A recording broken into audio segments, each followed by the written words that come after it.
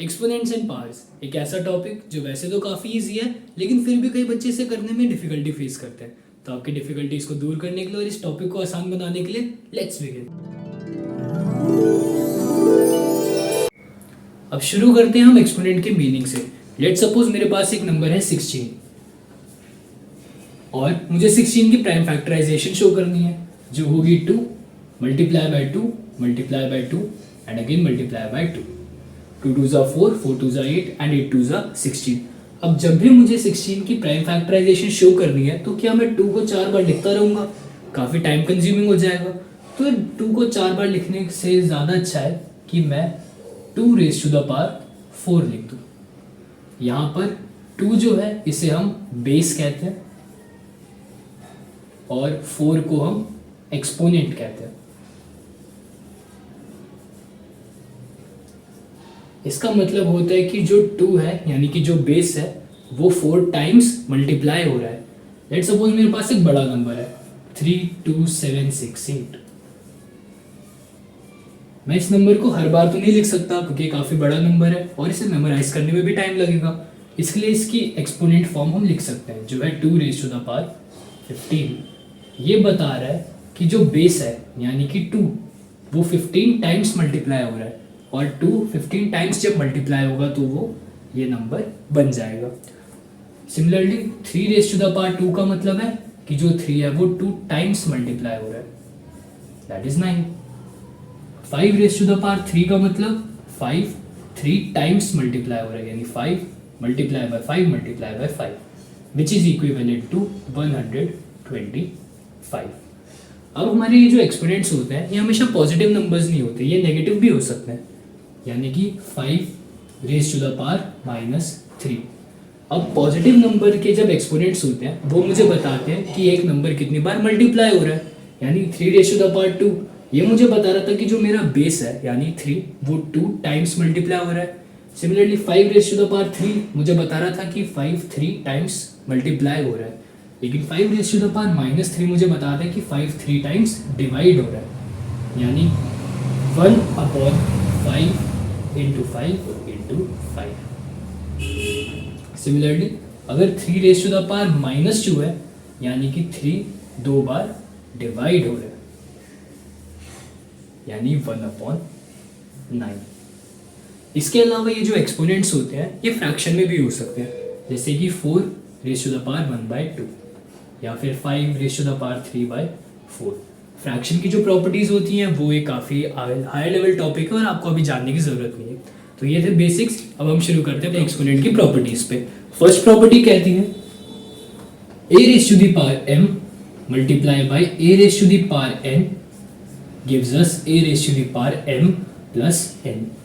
यानी कि जब हमारे पास सेम बेस है लेकिन उनकी पावर्स डिफरेंट है और वो मल्टीप्लाई हो रही है तो बेस सेम हो जाएगा और जो दोनों पावर्स हैं वो ऐड हो जाएंगी। Example 2 raise to the power 3 multiply by 2 raise to the power 4। यहाँ पर मेरे पास बेस सेम है यानी कि 2, इनकी पावर्स डिफरेंट है और ये आपस में मल्टीप्लाई हो रहे हैं, तो यहाँ पर मेरा बेस एक ही बन जाएगा और जो दो अलग अलग पावर्स हैं वो ऐड हो जाएंगी, यानी 3 + 4 2 रेज़ टू द पावर 7। ऐसे कुछ होगा जब आपके एक्सपोनेंट्स नेगेटिव होंगे, 3 raise to the power -6 into 3 raise to the power 5। यहाँ पर भी बेस हमारे पास 3 है और इनकी पावर्स डिफरेंट है, आपस में ये मल्टीप्लाई हो रहे हैं, तो बेस हमारे पास एक कॉमन बेस आ जाएगा और ये दोनों पावर्स आपस में ऐड हो जाएंगे। तो ये पावर जो कि है -6 और ये पावर जो कि है 5 आपस में ऐड हो जाएंगी। इसके बाद इन्हें सॉल्व करना इंटीजर्स का रोल है। 3 raise to the power -1 that is 1/3। Next property की तरफ बढ़ते हैं। सेकंड प्रॉपर्टी कहती है a raise to the power m divided by a raise to the power n gives a raise to the power m -n। इसे मैं ऐसे भी लिख सकता हूँ a raise to the power m upon a raise to the power n, क्योंकि fraction में denominator का मतलब डिवाइड ही होता है, which is again equal to a raise to the power m -n। ये प्रॉपर्टी इसकी थोड़ी उल्टी है, यानी कि यहाँ पर सेम बेस है, पावर्स डिफरेंट है और इस बार वो डिवाइड हो रहे हैं, तो बेस हमारे पास अगेन सेम रह जाएगा और जो उनकी पावर्स है वो सब्ट्रैक्ट हो जाएंगी। Example 4 raise to the power 2 divided by 4 raise to the power -3। मेरे पास बेस सेम है जो कि है 4 और इनकी पावर्स डिफरेंट है, तो मेरा कॉमन बेस आ जाएगा 4 और जो दोनों पावर्स हैं वो सब्ट्रैक्ट हो जाएंगी, माइनस में आ जाएंगी। सो ये पावर है मेरे पास 2, ये वाली पावर है -3 और प्रॉपर्टी के हिसाब से ये माइनस हो जाएंगी। अब आप इंटीजर्स यूज़ कर सकते हैं इन्हें सॉल्व करने के लिए, minus minus plus, so 2 + 3 that is 4 raise to the power 5। Next property which is the third property, a raised to the power m whole power m gives us a raised to the power m into n। ये property कहती है कि आपके पास base तो एक ही है लेकिन उसके ऊपर 2 पावर्स चढ़ी हुई हैं, तो वो दोनों पावर्स आपस में मल्टीप्लाई हो जाएंगी जब आपका ये ब्रैकेट ओपन अप होगा। ऐसे ही अगर आपके पास बहुत सारी पावर्स चढ़ी हुई हैं, n o p it doesn't matter, सारे ब्रैकेट जैसे जैसे खुलते रहेंगे तो ये सारी एक्सपोनेंट्स आपस में मल्टीप्लाई हो जाएंगे। सो ये आपका बन जाएगा a raise to the power m into n into o into p and so on, depending on how much are the exponents. Example 5 raise to the power 2 whole power -3 whole power 4। जब exponent के ऊपर ही एक और exponent है और उसके ऊपर एक और एक्सपोनेंट है तो जितने भी एक्सपोनेंट्स हैं वो सारे आपस में मल्टीप्लाई हो जाएंगे। तो बेस तो हमारे पास 5 ही रहेगा एंड यार 2 multiply by -3 multiply by 4 which is -24। I hope आपको अब तक प्रॉपर्टी समझ आ रही है। Next property which is the fourth property, a raised to the power m multiply by b raised to the power m, this gives us a multiply by b whole power m। यानी कि अब तक हमने जो properties पढ़ी उसमें base same था, यहाँ पर आपके पास बेस डिफरेंट हो गए और एक्सपोनेंट सेम है, तो बेस मल्टीप्लाई हो रहे थे तो बेस मल्टीप्लाई हो गए और ये एक्सपोनेंट होल में आ गया दोनों के ऊपर। Example 2 raise to the power 3 multiply by 6 raise to the power 3।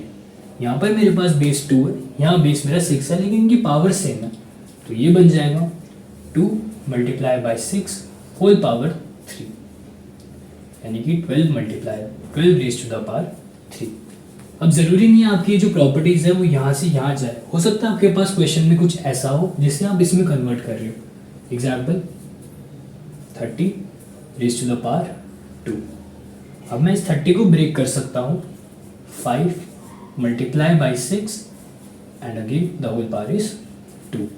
अब आप देख सकते हैं कि 5 इंटू 6 होल पावर 2 ये कुछ इस तरीके से इस फॉर्म में है और इस फॉर्म को मैं ऐसे भी लिख सकता हूँ, यानी कि पावर दोनों बेसिस के ऊपर आ जाएगी। So this becomes 5 raise to the power 2 multiply by 6 raise to the power 2।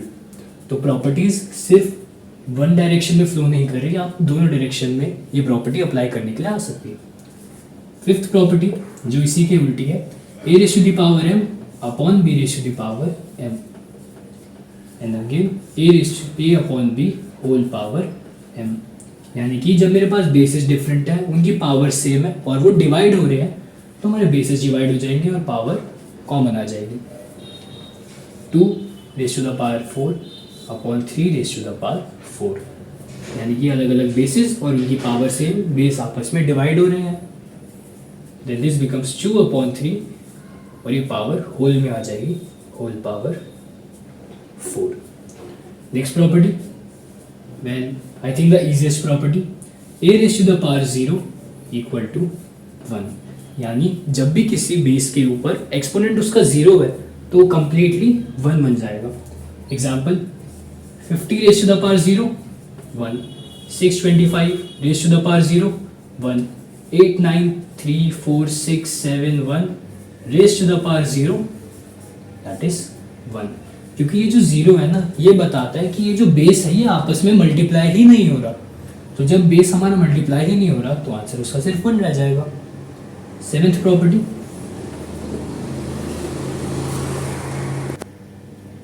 Well last property, a raise to the power -m gives us 1 upon a raise to the power m।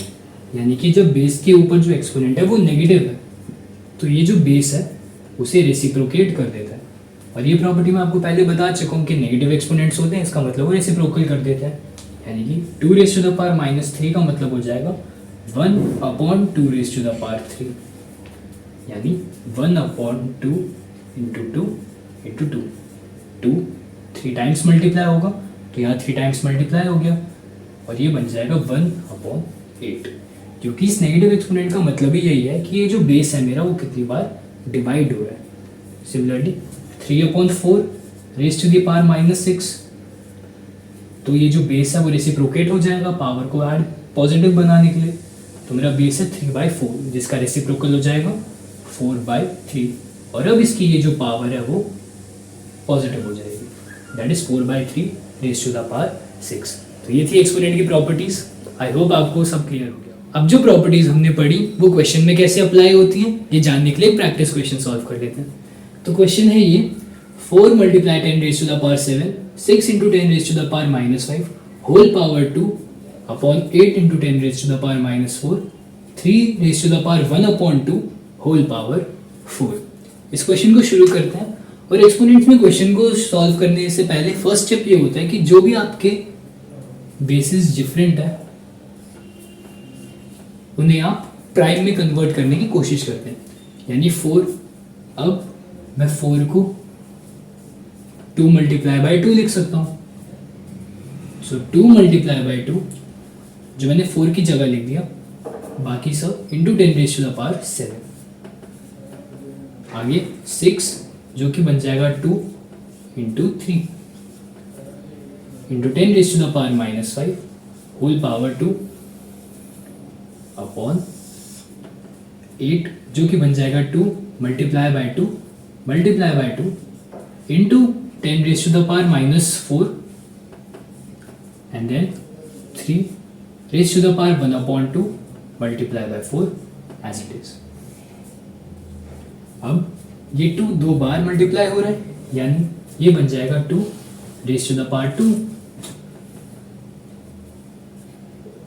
Multiply by 10 raise to the power 7 as it is, और फिर 2 multiply by 3 into 10 raise to the power -5 whole power 2 upon 2, यहाँ पर 3 times multiply हो रहा है, सो ये बन जाएगा 2 raise to the power 3 into 10 raise to the power -4, और यहाँ पर देखिए प्रॉपर्टी के यहाँ बेस के ऊपर जो पावर है उसके ऊपर एक और पावर है, और पावर के ऊपर जब पावर एक और चढ़ जाती है तो वो प्रॉपर्टी कहती है कि जो दोनों एक्सपोनेंट्स है वो आपस में मल्टीप्लाई हो जाएंगे। सो ये बन जाएगा 3 और इसकी पावर होगी 1/2 मल्टीप्लाई बाय 4। अब आप देख सकते हैं कि ये जो पावर है यहाँ पर रिड्यूस हो रही है, सो 2 1s are 2 and 2 2s are 4, जैसे आप नॉर्मल फ्रैक्शंस को कैंसिल करते हैं। Now our question becomes 2 raise to the power 2 into 10 raise to the power 7 as it is, और यहाँ पर होल पावर 2 है, यानी कि मेरे पास अंदर जो भी बेसिस है उनके ऊपर एक सेपरेटली पावर चढ़ी हुई है, और ये प्रॉपर्टी जब खुलती है, ये ब्रैकेट जब खुलता है तो ये जो एक्सपोनेंट है ये दोनों बेसिस के ऊपर आ जाता है।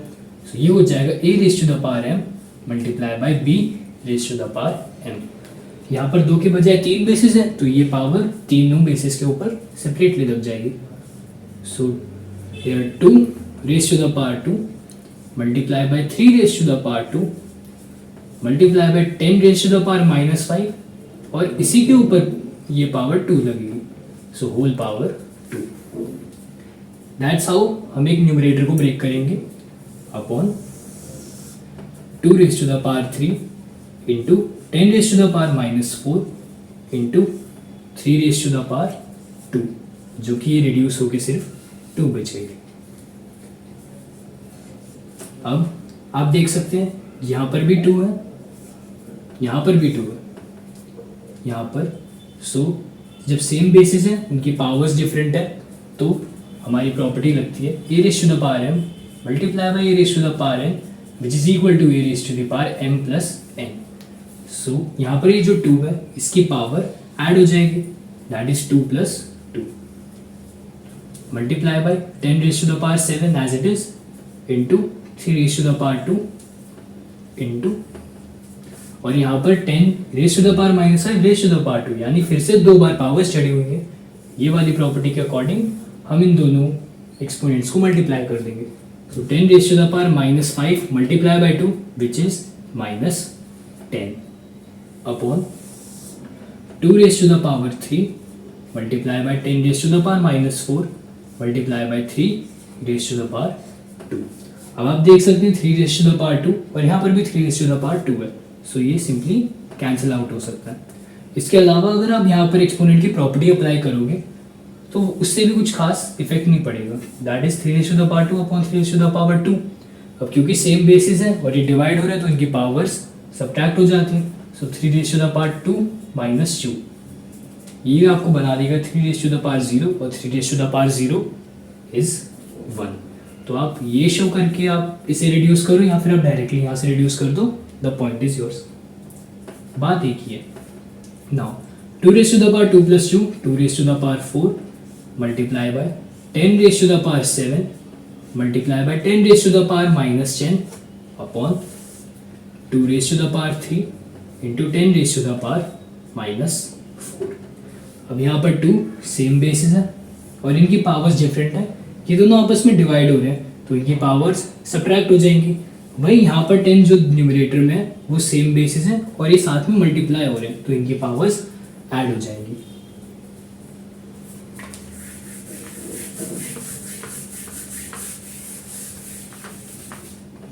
सो इसको अगर हम आगे कंटिन्यू करें 2 रेज टू द पावर 4 -3, क्योंकि ये दोनों पावर्स डिवाइड हो रही हैं तो पावर सब्ट्रैक्ट हो जाएंगी, multiply by 10 raise to the power, यहाँ पर 2 बेसिस मल्टीप्लाई हो रहे हैं तो उनकी पावर्स ऐड हो जाएगी। इसकी पावर है 7 और इसकी पावर है -10, ये दोनों पावर्स ऐड हो जाएंगी तो इसे ब्रैकेट में रख देते हैं upon 2 raise to the power 3 तो यहाँ पर माइनस हो चुका है तो सिर्फ बचा 10 raise to the power -4 in our denominator. Now 2 raised to the power 4 minus 3 2 raised to the power 1 multiply by 10 raised to the power 7 plus minus is minus 7 minus 10 upon 10 raised to the power minus 4। 2 raised to the power 1 का मतलब 2 ही होता है, multiply by 7 minus 10 10 raised to the power minus 3 upon 10 raised to the power minus 4। अब आप last में फिर देख सकते हैं कि यहाँ पर 10 सेम है, यानी इनके बेसिस सेम है और पावर्स डिफरेंट है। ये आपस में डिवाइड हो रहे हैं तो पावर सब्ट्रैक्ट हो जाएंगी। सो 2 रेज टू द पावर 10 और इनकी जो पावर्स हैं वो सब्ट्रैक्ट हो जाएंगी। इसकी पावर है -3, इसकी पावर है -4 और प्रॉपर्टी के अकॉर्डिंग ये दोनों पावर्स सब्ट्रैक्ट हो जाएंगी। अब इन दोनों माइनस साइन को अलग अलग करने के लिए हम ब्रैकेट लगा देते हैं। 2 raised to the power 1 which is nothing into 10 raised to the power -3 and minus plus 4, that is 2 multiply by 10 -3 plus 4 integers का रूल अप्लाई कीजिए plus minus minus that is 1 और साइन आपकी बड़े डिजिट का आएगा जो प्लस ही है। So the answer is 2 multiply by 10 that is 20। Question थोड़ा बड़ा था, आपके एग्जाम में इतना बड़ा क्वेश्चन नहीं आएगा, ये सिर्फ मैंने इसलिए लिया ताकि आपको सारी प्रॉपर्टीज क्लियर हो जाए। So if you found the video helpful make sure to like and subscribe.